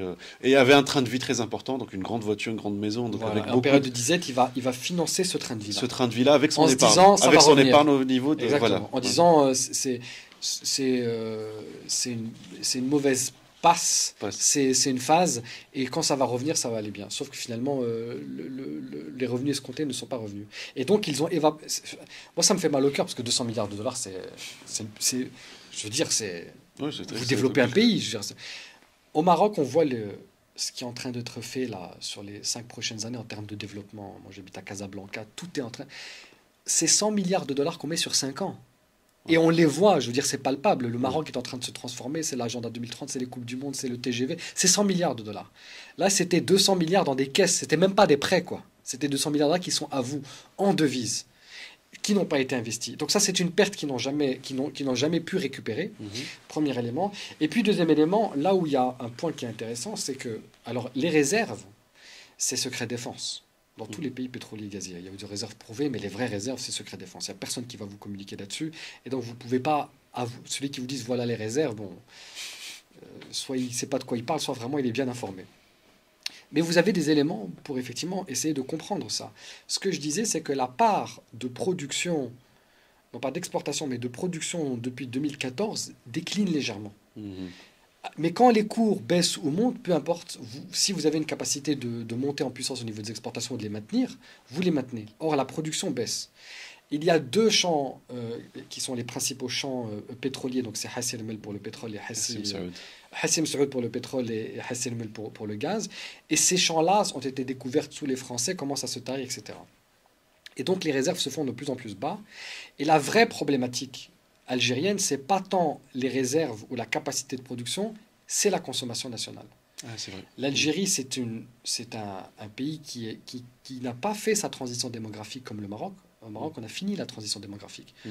Et je crois que j'en parlais à un ami qui est économiste et qui me disait que c'était la transition la plus rapide du monde qui a été observée. C'est qu'en 20 ans, on est passé de 4,5 à 2 enfants par femme Ouais, quasiment. ouais. Et donc, c'est du jamais vu. En Algérie, c'est 1 million de naissances par an. C'est donc 1 million de personnes qui arrivent sur le marché du travail tous les ans. Et donc, c'est une consommation qui est de plus en plus importante. La consommation d'énergie, il faut savoir que tous les 90% des foyers en Algérie sont raccordés au gaz naturel. Mm. Donc le gaz naturel n'est même pas utilisé dans l'industrie, il est utilisé dans la consommation domestique. Et donc, vous produisez à peu près... ce qui est intéressant, c'est que 2024, c'est la première fois où, en termes de production gazière, elle passe en dessous des 100 milliards de mètres cubes. Avant, D'accord. c'était, il y a 10-15 ans, c'était 150. Hein. Ok. Donc là, on a essayé entre 110, 120. En 2024, c'était 98, quelque chose, si ma mémoire est bonne. Donc c'est la première fois qu'on va en dessous des 100. Et la consommation nationale, elle, ne fait qu'augmenter. On est à peu près à 40, 50, parfois 60. Donc ça ne fait qu'augmenter. Donc à un moment donné, vos courbes vont se croiser parce que vous avez une grosse croissance démographique Mhm. qui ne va pas s'arrêter. La consommation nationale va continuer. Et donc la part que vous aurez à exporter va diminuer. Sauf que ce dont on parle là, c'est que vous mettez, on parle de 97% de vos revenus économiques qui sont menacés parce que vous n'avez pas trouvé des alternatives à ce Ouais. financement. Sachant que l'Algérie n'est déjà plus un pays pétrolier. C'est 900 000 barils par jour de production. Si vous enlevez un petit peu la consommation locale, c'est 300 000 qui est exporté. 300 000, vous n'êtes pas un grand joueur, c'est fini. Mm. La Libye, c'est 1,2 million, Mm. pour vous donner un ordre de grandeur. Et donc, nous avions, nous, déjà, dans le cabinet qui était le mien, fait un vrai travail d'analyse de production, d'export, ce ratio-là, de voir les chiffres qui étaient communiqués par l'OPEP, par la Sonatrach, qui n'étaient pas toujours les mêmes. On essaye de croiser les données. Et on était arrivé à la conclusion, à l'époque, que dans 15 ans, s'il n'y a rien qui est fait, la courbe se croise. Et à ce moment-là, vous n'avez plus à exporter. Si vous n'exportez plus, vous n'avez plus de devises. Hein. Et donc, vous arrivez à la fin. J'étais à l'événement à Oran, donc l'ANAPEC, c'était l'événement pétrolier en 2019. Mhm. Et effectivement, j'entends un parterre de gens de la Sonatrach qui disent non, ne vous inquiétez pas, on a plein de ressources, etc., etc. Et puis il y avait un homme qui se lève, qui faisait partie des intervenants, qui était un ancien ministre de l'énergie, ancien PDG de la Sonatrach, qui est redevenu ministre de l'énergie il y a quelques années sous Abdelmajid Tebboune et qui était vite écarté parce qu'on l'a pas laissé travailler. C'est vraiment un homme intègre que j'ai eu la chance de... J'ai discuté un peu avec lui. Et il disait, vous vous trompez complètement, dans 10-12 ans, c'est fini. Je me rappelle, en 2019, il disait, dans 10 ans, c'est fini. Moi, j'avais dit 15. Hein. On avait dit 15 à l'époque.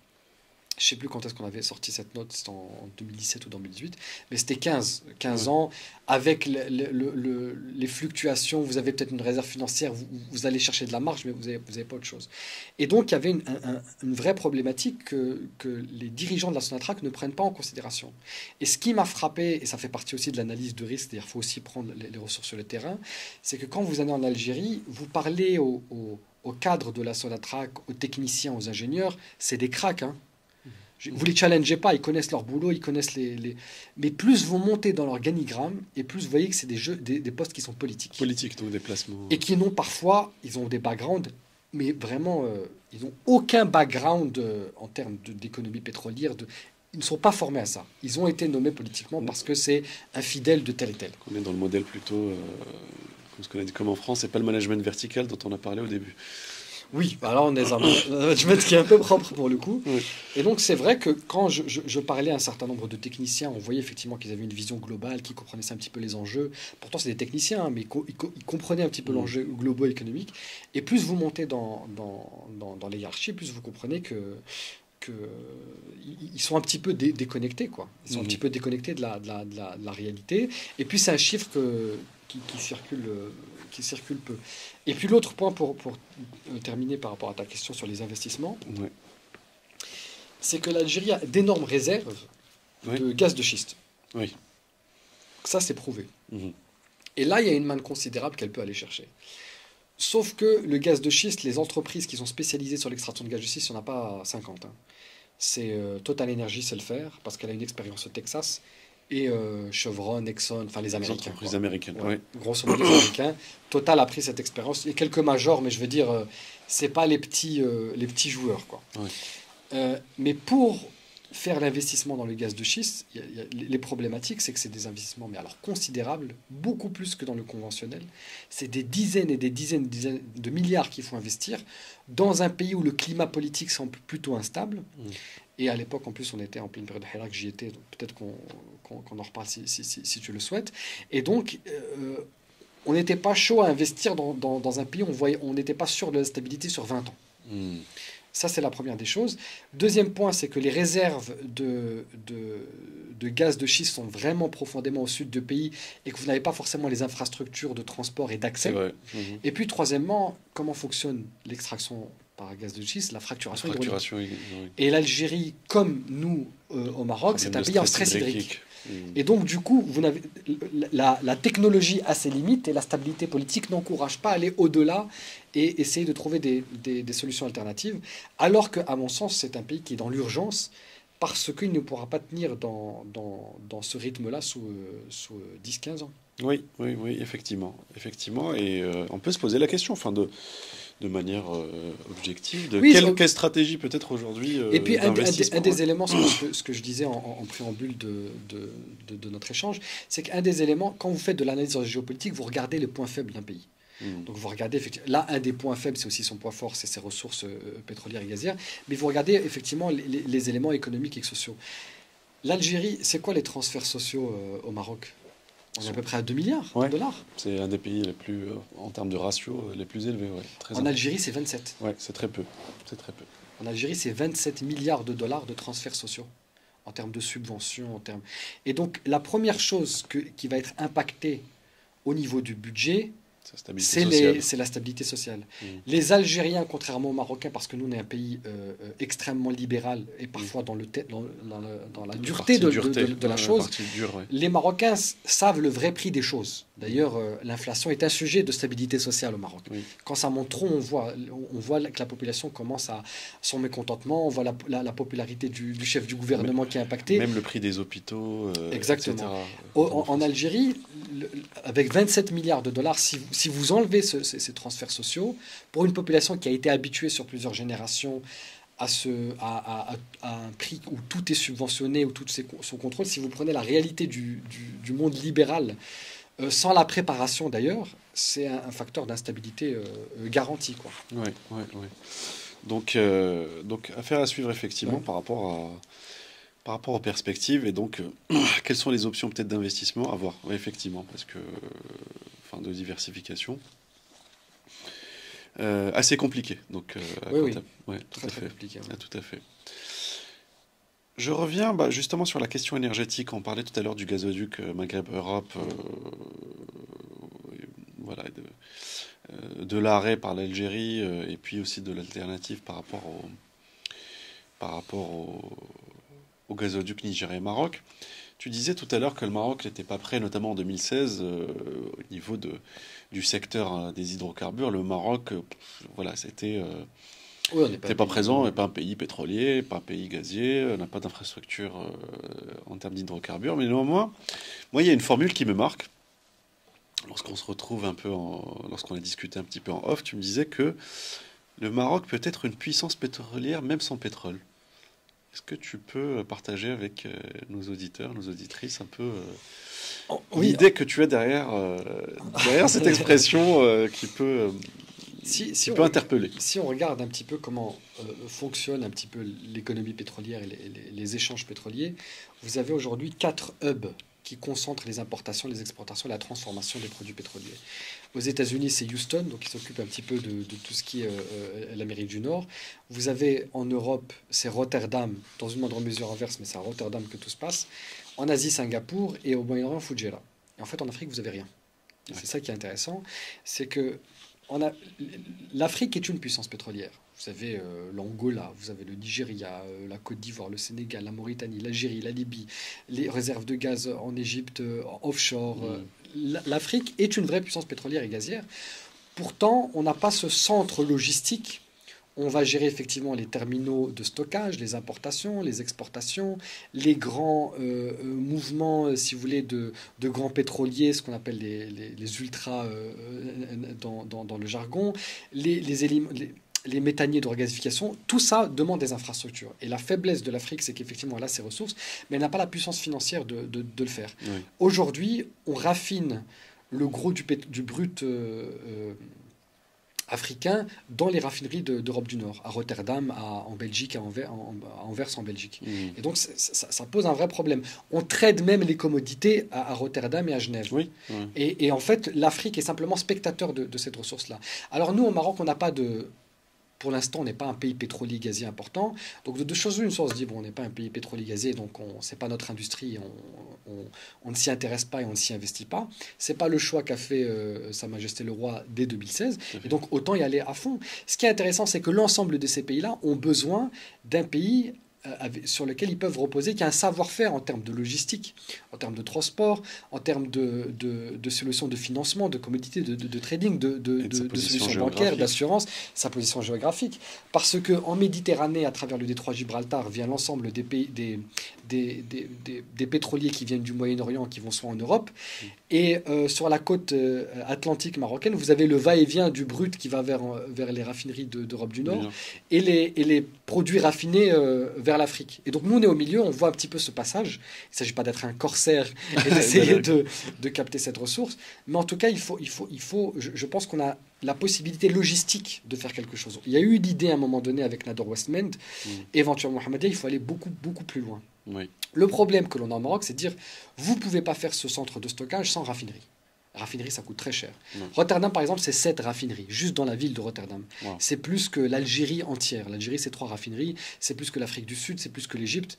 Et donc, ça demande des investissements considérables. Évidemment, on ne va pas le faire sur notre propre budget, a fortiori qu'on n'est pas un pays pétrolier, on ne comprendrait pas ça. Sauf que c'est là où on revient sur la thématique qui était chère, c'est une question de guerre économique. Les pétromonarchies moyen-orientales, ce qui est intéressant, c'est qu'elles ont des gigas, vraiment des gigas raffineries, et leur population est très faible. Donc en fait, tout est tourné vers l'export. Oui. Et elles sont en train de plus en plus, elles se tournaient beaucoup vers l'Asie, maintenant elles veulent renier un petit peu le marché, les parts de marché européennes. Et donc leur concurrent direct, c'est les raffineries d'Europe du Nord. Ouais. Sauf que le brut que l'on trouve en Afrique de l'Ouest n'est pas fait pour être raffiné dans les pays du Moyen-Orient. Parce que là-bas, c'est ce qu'on appelle du Arab Light, donc c'est pas les mêmes spécifications pétrolières. Donc ce qu'il faudrait leur dire, comme ils veulent maintenant se projeter comme des majors et investir dans le monde entier, c'est que Babco, donc Bahrain Petroleum, Aramco, Koweït Petroleum, ADNOC pour les Émirats Arabes Unis, viennent construire une raffinerie au Maroc pour qu'ils puissent raffiner le brut d'Afrique de l'Ouest, prendre les parts du marché de l'Europe du Nord et jouer sur ça. Et nous, on offre la logistique. On offre les terminaux pétroliers, on offre les gros centres de stockage, on offre la place financière où va se trader toutes ces commodités, ces Casa Finance City. On veut que ce soit une place financière importante. Toutes les places financières font du commodity trading. Le Maroc a un coup à jouer. Là. Ouais. Il y a un coût énorme et vous savez, Rotterdam, c'est à peu près 13 à 15 milliards de dollars sur l'industrie pétrolière. Ils n'ont pas une goutte de pétrole et de gaz. Ils font simplement le business du pétrole et du gaz pour l'Europe. Et je pense qu'on peut le faire pour l'Afrique. Et je pense objectivement que l'Afrique veut qu'on le fasse pour elle. Il y a un point important, c'est qu'en 2016, avec mon cabinet, on était aussi à la source de révélation de ce qu'on appelle du scandale Dirty Diesel. C'est-à-dire, c'était des traders suisses qui envoyaient du carburant très nocif avec des hautes teneurs en soufre en Afrique de l'Ouest et en Afrique en général, au-delà des réglementations nationales. Et donc, c'était une ONG qui avait révélé ça, une ONG suisse, Public Eye, mais elle a travaillé avec nous et on leur a fourni les spécifications parce qu'on connaît un petit peu les différentes spécifications légales et on connaît le gap. Et donc, aujourd'hui, les Suisses, les Hollandais ont mauvaise presse. Il y a une espèce de relent un petit peu, on a l'impression que c'est du néocolonialisme. Je crois vraiment, pour en avoir d'ailleurs discuté avec un certain nombre de responsables, c'est ce qu'ils attendent de nous. C'est ce que les pays de la sous-région attendent de nous, qu'on mette à disposition notre savoir-faire en termes d'investissement, de travaux publics, de logistique, portuaire, parce que être une puissance pétrolière comme Rotterdam, comme Singapour, c'est la même chose, n'a pas de pétrole, mais il a une puissance financière et une logistique portuaire. Et Oui. on peut vraiment le faire. Et on pourrait gagner effectivement sur, sur les analyses de projection qu'on a fait sur le brut et les produits raffinés africains. C'est minimum 10 milliards de dollars que le Maroc pourrait gagner. C'est plus que ce qu'on exporte aujourd'hui pour l'industrie automobile, Oui. qui est le premier point d'exportation. Oui, oui, oui, totalement. Et en plus, on a d'excellentes relations diplomatiques de coopération économique avec l'ensemble du Conseil de coopération Il y a- du Golfe. il y a- Donc là, il y a un alignement des planètes qu'il Il y faudrait a, saisir. il y a une position intéressante, stratégique d'intermédiaire au niveau géopolitique Oui. et d'intermédiaire au niveau financier. Oui. Et puis, il ne faut pas sous-estimer Et géographiquement, à l'intermédiaire, Oui, à oui. l'intersection Exactement. de Et puis, il ne plusieurs faut pas zones. sous-estimer la perception. Je crois il y a un éveil de plus en plus important d'un certain nombre Pays d'Afrique. de l'Afrique et de décideurs africains sur ce colonialisme qui existe, ou d'Europe, ou Au d'ailleurs. niveau économique et financier. Exactement. Moi, j'étais, par exemple, et je termine par là, je ne veux pas être trop long, Non, mais non. en 2000, en 2000, je pense en 2018 ou 2019, j'ai participé à Nairobi au Kenya, au siège des Nations Unies, donc des Nations Unies pour la protection de l'environnement. Il y avait l'ensemble des délégations africaines sur les questions de régulation de carburant, etc. Et donc, je faisais une présentation sur les spécifications de carburant d'Afrique, sur les flux logistiques de transport, distribution, etc. Et puis, il y a un responsable du ministère de l'Énergie, d'un pays dont je tairai le nom, qui vient me voir, qui me prend en aparté et qui me dit j'ai un service à vous demander. C'est qu'on a une raffinerie, nous, dans notre pays. Effectivement, je la connais. C'était une raffinerie chinoise qui opérait ici. Il me dit on ne connaît pas les spécifications de carburant et on ne sait pas quelle est la quantité qu'ils produisent et qu'ils exportent. On ne sait rien. Quand on leur demande, ils ne veulent pas nous répondre. Quand on fait des visites sur place, tout est en mandarin. C'est ça aussi la cooptation et le déséquilibre du rapport Nord-Sud. Oui. Et donc, finalement, ce que j'ai dû faire, c'est que j'ai appelé mon collègue de Singapour pour voir si il pouvait obtenir les spécifications. Les Chinois ne communiquaient pas, donc on a dû voir quel est le type de construction de raffinerie, croiser les données avec la distribution. On a fini par trouver les spécifications et l'a remis au ministère. On ne l'a pas vendu pour le coup, on leur a donné ces spécifications, mais parfois on sous-estime le degré un peu de ce rapport de domination et de rapport de cooptation. Et je peux vous assurer que le Maroc a bonne presse. Il y a vraiment cette logique que le Maroc peut jouer cette carte de coopération sud-sud. On a un savoir-faire en termes d'attrait des capitaux, des IDE. On a une connectivité maritime qui est parmi la meilleure du monde. On a un vrai savoir-faire sur les questions portuaires et financières. L'économie du pétrole a beaucoup évolué. Elle a besoin de ce savoir-faire logistique, portuaire et financier pour monter dans la cour des grands. Et je pense qu'on peut aider le continent et s'aider nous, par la même occasion, à monter à ce niveau-là, quoi. Tout à fait, tout à fait. C'est passionnant. C'est passionnant. Effectivement, il y a un coup à jouer important pour les décideurs marocains si on a un message à leur faire passer. Voilà, c'est de voir aussi cet aspect-là. Voilà. Anas, peut-être pour conclure notre entretien passionnant, on pourrait en faire un podcast de 3 heures. On aura l'occasion, je pense, d'en refaire d'autres, ça c'est sûr. On remarque, bon, tu abordais un peu la question en fait de. On a l'impression qu'on est dans ce qu'ils appellent les anglo-saxons un shift, une transition civilisationnelle, on parle en termes d'IA, mais aussi en termes géopolitiques. Il y a beaucoup de changements, d'inversion de rapport des forces. Tu l'as abordé tout à l'heure avec les pays du Golfe, cet inversement nord-sud, la question de la souveraineté qui revient. Quel est selon toi, si je pouvais dire autrement, est-ce qu'on n'est pas en train d'assister à la naissance d'un nouvel ordre géopolitique et énergétique mondial par rapport à ce qui se passe aujourd'hui? Au niveau énergétique, c'est vrai que cela ne fait aucun doute. On a vu, par exemple, les flux de commerce pétrolier qui n'avaient pas changé ces 40 dernières années sont retrouvés complètement perturbés. On avait par exemple les pays du Moyen-Orient qui exportaient uniquement en Asie, s'intéressaient de plus en plus sur le marché européen, d'être de plus en plus présents sur le marché européen. On a vu la Russie qui exportait du gaz en Europe aller sur un contrat à long terme d'exportation avec la Chine. On a vu des petits pays aussi qui arrivent qui ont appris à jouer effectivement de cette instabilité énergétique pour maximiser leur positionnement géopolitique. Je pense à l'Azerbaïdjan, qui a doublé ses exportations de gaz au niveau de l'Union européenne et qui, après avoir signé ce contrat-là, mène des opérations militaires en Arménie et puis silence de la Commission européenne. Et donc tous ces éléments nous mènent à penser qu'il y a un shift, une redéfinition un petit peu de l'ordre international, et donc l'ordre énergétique suit, parce que tout ça est extrêmement lié. Et je crois qu'il y a deux choses qu'il faudra vraiment retenir, c'est la présence de plus en plus importante du Moyen-Orient, Oui. notamment comme un acteur énergétique incontournable. Ils sont plus là pour faire le brut et que pour le monde, Comme entre guillemets, si je peux utiliser, comme une vache à lait uniquement. oui, oui, non, là maintenant c'est eux qui dictent le jeu Oui. et les règles du jeu.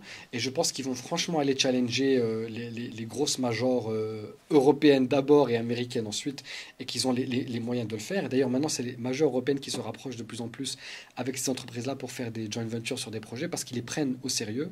Ça c'est la première des choses.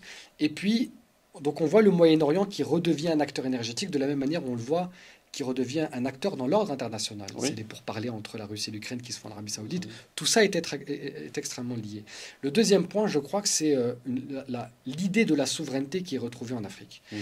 Et moi, c'est un continent que je connais bien, je me déplace beaucoup, je suis donc l'ensemble des acteurs de l'énergie. Et c'est vrai qu'on voit un certain nombre de projets qui ressortent qui étaient inimaginables il y a 10-15 ans.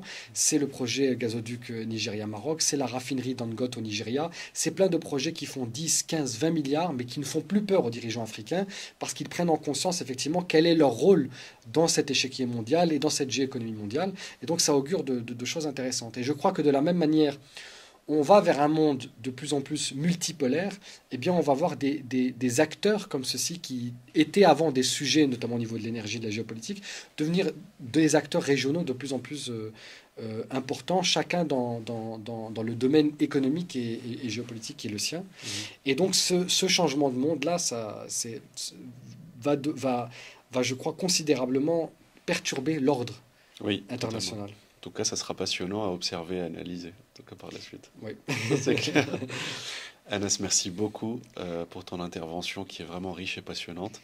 Et vraiment, je le redis encore une fois, on aura à cœur d'en refaire d'autres podcasts sur les sujets ou sur d'autres thématiques qu'on abordait aujourd'hui.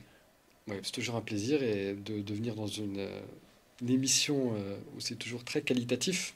C'est gentil. Merci pour ton invitation et j'espère qu'on se reverra. Avec grand plaisir, avec grand plaisir. Merci beaucoup, Anas. Merci. Merci à nos auditeurs, auditrices pour leur fidélité.